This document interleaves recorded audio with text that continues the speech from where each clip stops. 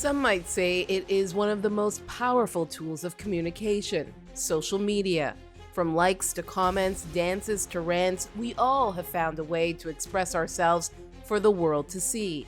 But as 97% of teens spend most of their time online, there is a dark layer to many of these platforms they find themselves on, which causes some to worry. And I would contend that what the internet often does, because its primary purpose is to feed us information so that we're engaged, is it way too often in young people exposes them to information ahead of schedule. They don't have the ability to process responsibly what they're seeing. A recent study by the City University of London found that in a survey of 1,000 16 to 17-year-olds, 63% had watched pornography on social media, compared to 47% who had viewed it on dedicated porn websites, proving that sexually explicit content is becoming more readily available to younger people. Canadian Senator Julie Miville-Dechêne presented a new bill that would restrict online access to sexually explicit material to young people under the age of 18, proposing sites institute age verification technology to add a safeguard which would prevent easy access. And the effects of early exposure to pornography are startling. I affirm that protecting children against pornography is both a health and a public safety issue. Exposing minors, especially boys, to online porn is associated with a number of harmful effects: addiction, aggressive sexual behavior, fear, anxiety, and an increase in sexist beliefs that particularly affect girls and women. But critics say the proposed legislation will infringe on Canadians' privacy and question why the bill aims to protect young people under the age of 18 when the age of consent in Canada is 16. Others say this is too big of a job for internet service providers to tackle alone. Is proposed legislation enough to protect young eyes from sexually explicit material? What safeguards should we put in place? Today on Context, explicit content, pornography, and underage access.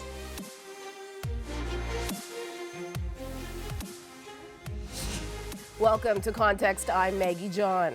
Studies, including in the Journal of Early Adolescence, show early exposure to pornography can impact young people's relationships, social anxiety, academics, and lead to sexual activity at a young age. Later on in the show, we'll hear from one young man who shares his experience with being exposed to porn at the age of 8 due to easy online access. But as you just heard off the top of the show, a Canadian senator is trying to change that access with a new bill that will have porn companies place age verification tools on their sites. Julia Beasley is the Director of Public Policy for the Evangelical Fellowship of Canada, and she joins me now to explain the bill. Julia, thanks for joining me. My pleasure. Hi, Maggie. So Bill S-210 proposes to force online porn sites to put age verification measures on some of these sites. How exactly would this work? So the bill would make it an offense for organizations to make sexually explicit material available to minors online. So in the bill, making available means to transmit, to distribute, or to sell. So it doesn't explicitly mandate age verification, but what it does do is set the stage for establishment of a designated authority that would require sites to put these measures in place.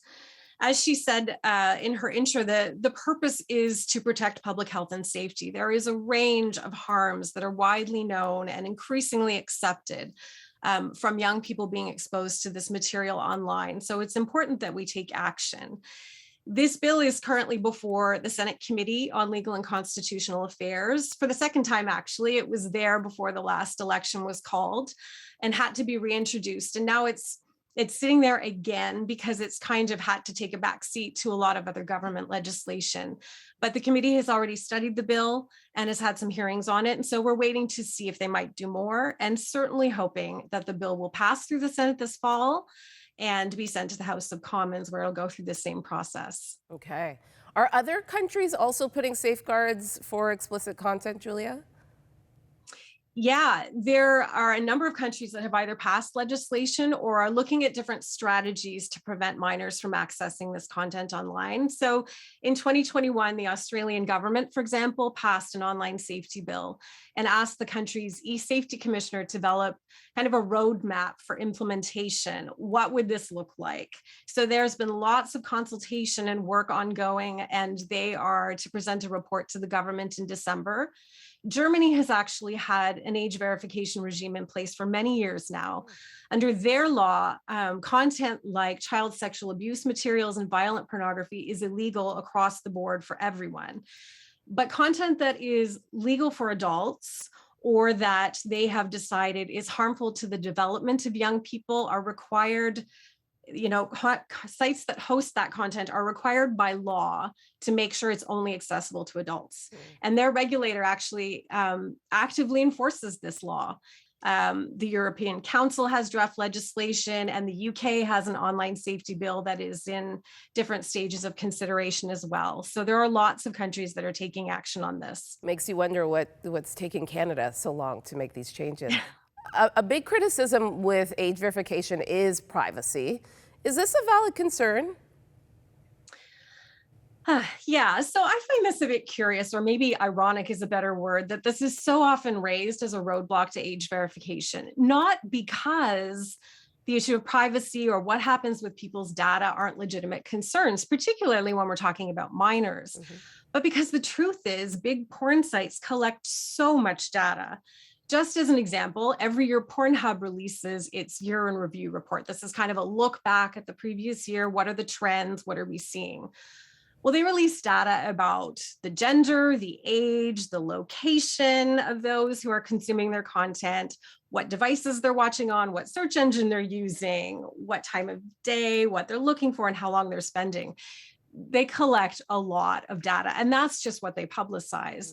So when we're talking about protecting kids from very real harms and consequences, and this obstacle of privacy and protecting data comes up, it's a little frustrating because it seems a bit out of touch with this particular reality.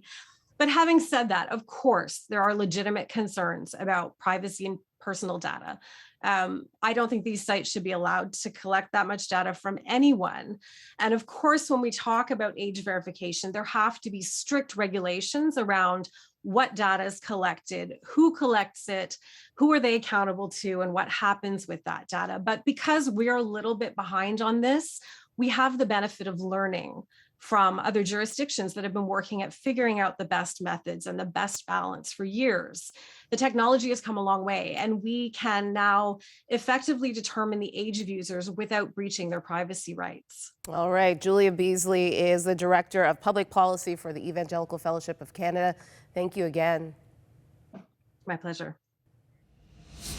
My next guest was just 8 years old when he first came across pornography, and just a couple of years later, he knew where to look when he wanted to see more. Smith joins me now. Thanks for joining me, Smith.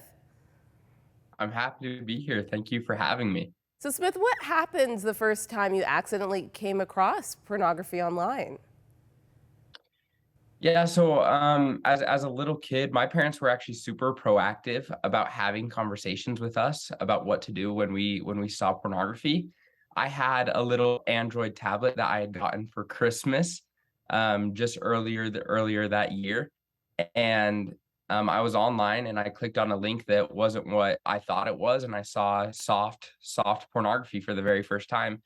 And I came from a background where I have a stutter, and growing up, it was really bad, and I got bullied for it, and I felt very alone and isolated. And so I remembered at this point the phrase that my parents had taught me, which is turn it off and tell an adult. And so I turned this tablet off and I set it down, and I thought about that second part, tell an adult. And immediately my mind went back to that little kid who didn't feel like he was enough. Thinking back to the times that my parents got angry for me leaving underwear on the bathroom, or leaving shoes out in the front room. And I thought that, this is 100 times worse, and that the consequences and the punishments are going to be 100 times worse. And so I just couldn't bring myself to tell them about the experience. I was too scared. I was ashamed. I felt like they'd be disappointed in me. And so I hid it, and I ran away from them and that experience. And just a couple of years later, you were looking for more content, more pornography. When did you realize that you were addicted? I think there comes to be a point where I hated how I felt. I hated the feeling of not being able to look at someone without objectifying them for how their body looks instead of how they are as a human. Um, and I continue to feel isolated, and I wanted to be free. But again, like I couldn't tell anyone about this, right? It was my biggest secret, especially growing up as a Christian. It was my biggest sin as well, and I couldn't tell anyone. And so I tried to get over it myself, and I tried and I tried and I tried, and I couldn't. No matter how hard I tried, I couldn't stay true to myself. I couldn't keep a promise to myself, and that was very, very discouraging. And so I think it was then when you try your best to do it alone, you can't get over it. And I think that's what addiction's all about. One of my favorite quotes says, "Addiction is grown in solitude and destroyed in community." And so it's an addiction when it can't be destroyed alone, because that's where it grows. Yeah. And it's addiction when the only place it can be destroyed, and it can be defeated is in community. Yeah, so important to hear. Smith, what were some of the effects that you had, that pornography had on you as a young man? Tons and tons and tons. I mean, again, the biggest one is objectification, and porn teaches our culture to look at people for their bodies and not for who they are. It teaches people, especially adult men, to fetishize over young girls. And these are effects that they don't go away the second that you stop consuming pornography. They don't just disappear. These are things that I had to retrain my brain over and over and over to look at people in their eyes like the first time that I met them. And I had to continue to train my brain to look at people for their soul and who they are and their personality and their true being instead of their body. And that's something that, again, it doesn't just go away. And then there was a series of mental health effects, dealing with anxiety because I was constantly worried about my friends and my family finding out about the secret that I was trying very, very hard to hide, and dealing with depression and feeling like I wasn't enough, feeling like I wasn't sufficient for my family and for my God. And just a tremendous amount of hopelessness and a tremendous amount of feeling like there was nowhere to go. That takes a toll on you. And that's what the facts show too. So good. Thank you so much, Smith Ali, for sharing your story with us and just being candid about your journey. Thank you. Chris McKenna is the founder of Protect Young Eyes, an organization set to help families, schools, and churches create safer digital environments, as well as provide tools and resources to help parents navigate the online world most of our kids live and interact in. Welcome to Context, Chris. Hi, Maggie. Thank you so much for having me. So how easy is it for young people to see pornography on social media platforms like Snapchat, Instagram, and TikTok? Easier than I think parents want to admit. Anything that allows, and it's been this way since the beginning of the internet. My general statement, Maggie, has been that any platform, any app, no matter what its purposes, if it allows human beings to upload content, no matter how strong its community guidelines are, whatever moderation practices it has in place, it's always going to have pornography in some way. You may have to dig deep to find it, or sometimes you don't, but it's always going to be present. And what's interesting about that is in parents' minds, we have a pretty black and white sort of view of pornography. You often think of the magazine or that very obvious form of pornography that maybe was around when we were growing up, or some VHS tape that was hiding under somebody's mattress, right? But that is so much different than the pornography that exists today that I could unpack further. But I think that's a big thing that parents need to understand, is this is not the porn that we grew up with. Yeah, and that it's everywhere. So in your opinion, you know, the conversation that's happening here in Canada is about age verification on some of these sites. Do you think that's a reasonable safeguard against early access to porn, is having these age verification tools? I think age verification is important. It's how we prevent young people from accessing places that we don't want them to access in the physical world. Now, I know that's complicated in the digital world, because whether it's in Canada or the United States, we have adults who have rights to certain places, and we need to be careful to guard those. And I'm very much a proponent of that.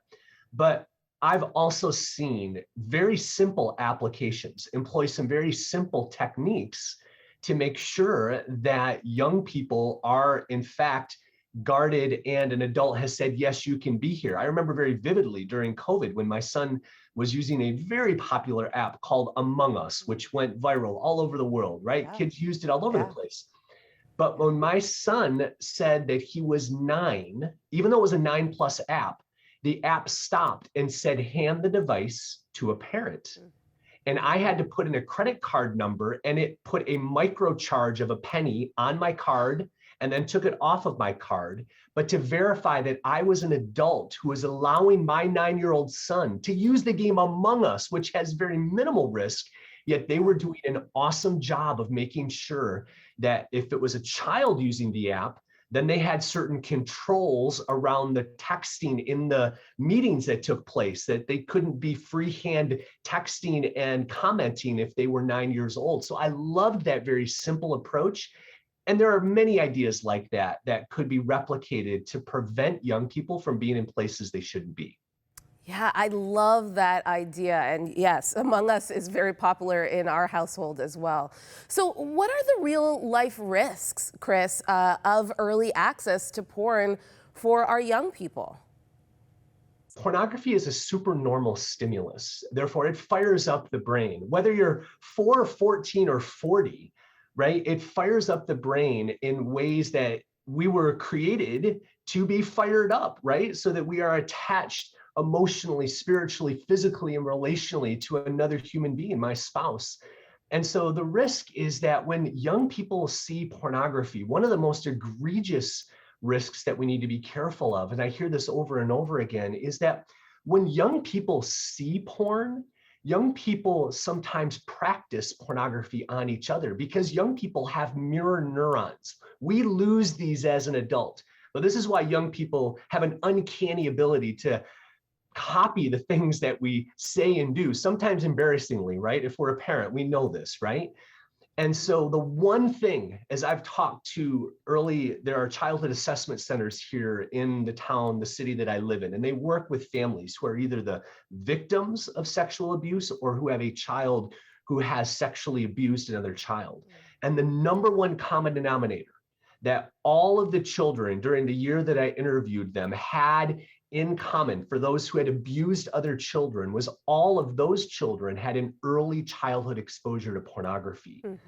Because what they see on the screen, they feel neurologically compelled to do. What they see, their gross motor skills want to play out. And that's not a good and bad kid thing. We often think those are bad kids. Those are good kids who saw something that neurologically was so overstimulating that they felt like they had to do something about it. And that's just one of the many things that we need to be aware of. It's teaching our young people, especially in the teen years, a version of sex that is not real life. That is not love and respect and treatment of others. And so these are just a couple of the many risks that we need to be aware of when it comes to early exposure. Oh, so much to learn and so much to be aware of as a parent. Thank you so much, Chris McKenna from Protect Young Eyes. Thank you for your time today. Coming up, the Q panel is back. Today we discuss access to pornography by young people. Should the issue of privacy trump creating safeguards for access to porn by children? We will discuss. In our fast-paced world, context is everything to the stories that are shaping us. We want to go beyond the headlines in our new podcast to create space for meaningful conversations, to explore where faith intersects with justice, ethics, culture, and society. We'll be joined by newsmakers, peacemakers, and culture shapers. Join us on all podcast platforms or at contextbeyondtheheadlines.com.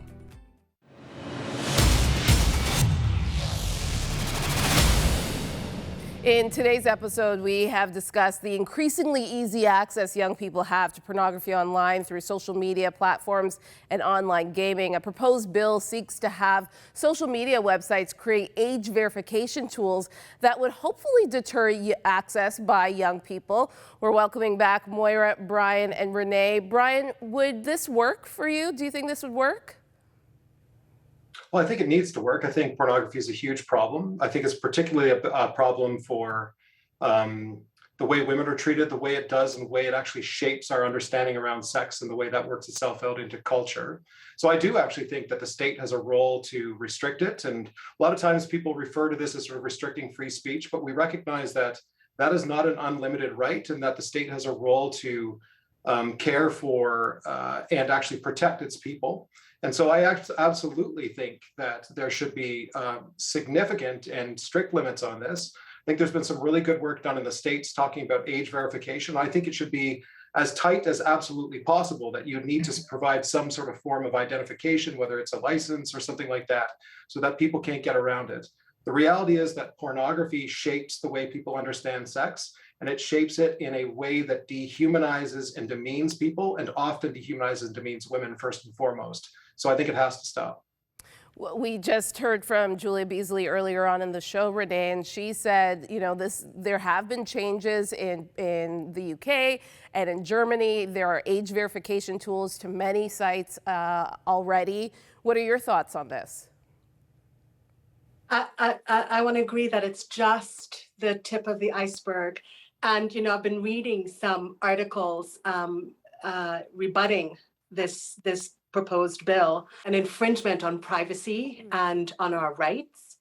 And I think that's a disingenuous argument at best. We can write lines of code to do just about anything in this country. So I am absolutely in agreement that age verification is probably the minimum that we can do. I also think that the conversation starts at home and it starts at church. And there is so much more that we can be doing to support each other, to support our young people, to engage and start this conversation, however impolite and messy and uncomfortable it may be.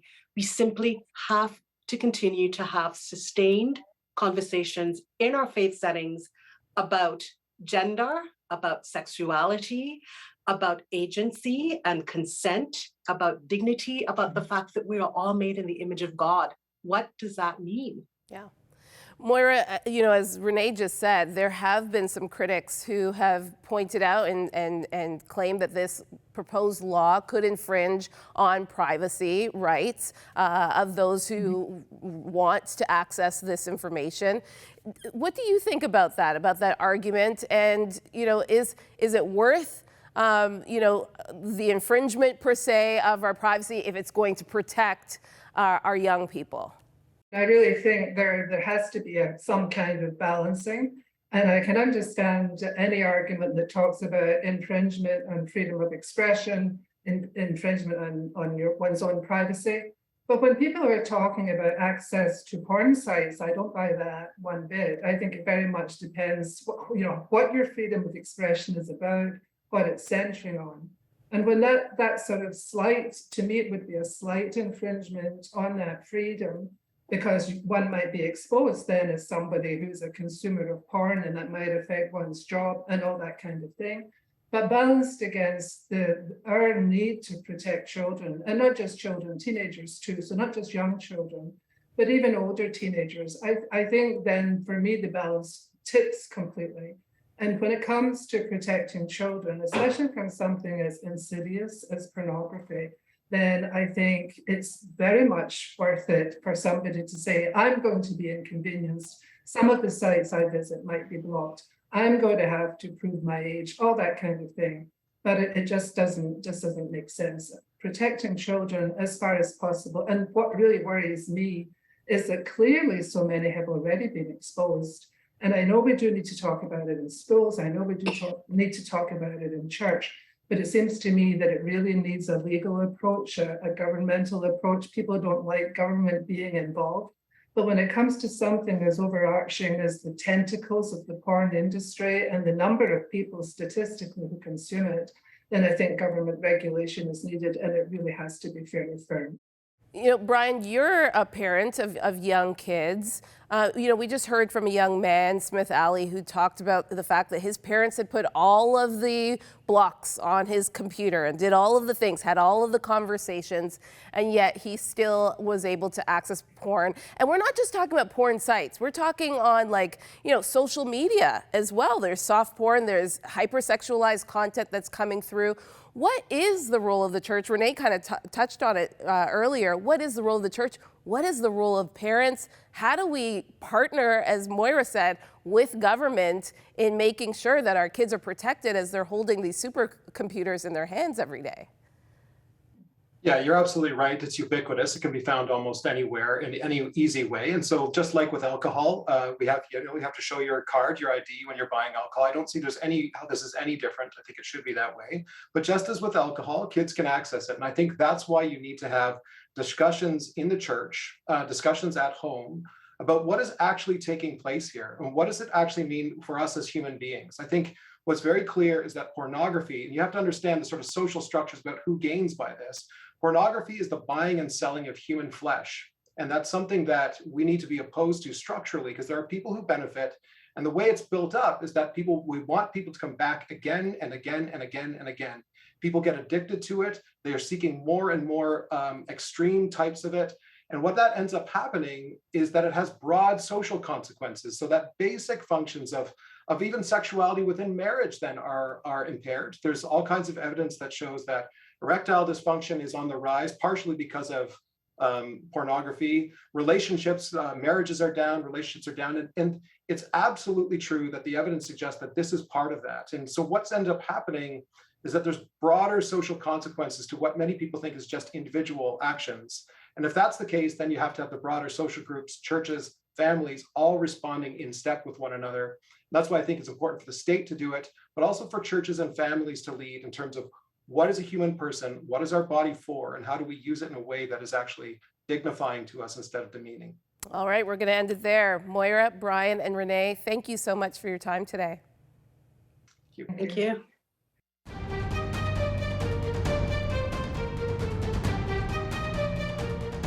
I'm a mother to two amazing young boys. I love them and want to protect them for as long as I can. Isn't that how all parents and caregivers feel about the children in our lives?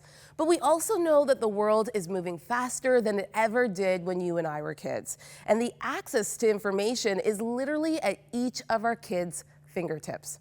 So what do? Do we continue to shelter them and keep them in a bubble? Trust me, I wish if it were that easy, I'd be first in line to buy 2 bubbles. But we know it isn't that simple. I remember one friend saying to me, Maggie, we do our best to teach our kids all we can. And then there comes a point when they have to make choices on their own. And we hope and pray they use the tools we've imparted on them. Fingers crossed. Thank you for watching. Let us know what you think of today's topic. Join the conversation on Facebook, Instagram, YouTube, and Twitter. For all of us here, I'm Maggie John. See you next time. Thank you for your ongoing support of Crossroads, a supporter-funded nonprofit organization and member of the Canadian Centre for Christian Charities. Thanks to faithful people like you, we are able to continue producing context. You can write to Crossroads, P.O. Box 5100, Burlington, Ontario, L7R 4M2, or visit crossroads.ca to learn more about our programs.